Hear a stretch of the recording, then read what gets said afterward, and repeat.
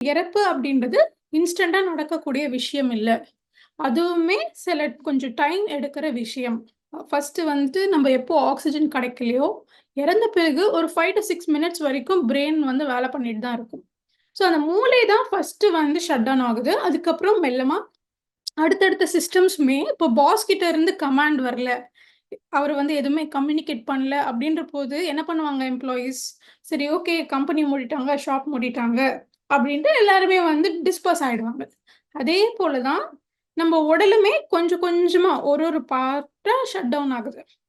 அதே போல நான் இது பிசிக்கல் பாடி ஷட் டவுன் ஆனோனே, திருப்பி எத்திரிக் அப்படின்றது இறக்கணும். எத்திரிக் பாடி. ஸோ இந்த எத்திரிக் பாடின்றது ரொம்ப ரொம்ப ஃபைனான ஒரு பதார்த்தத்துல உருவானது. ஸோ நம்ம இந்த சதை எவ்வளோ பாரமா நமக்கு தெரியுதோ, அது அவ்வளோ மெல்லிசான ஒரு விஷயம். ஸோ அதுவுமே இறக்கணும். அதுக்கப்புறம் நம்மளுடைய ஆஸ்ட்ரல் பாடி கம்ப்ளீட்டா கட் ஆஃப் ஆயிட்டு மேல ஆஸ்ட்ரல் சூஷ்ம சரீர யானம் அப்படின்னு சொல்லுவாங்க. Astral travel.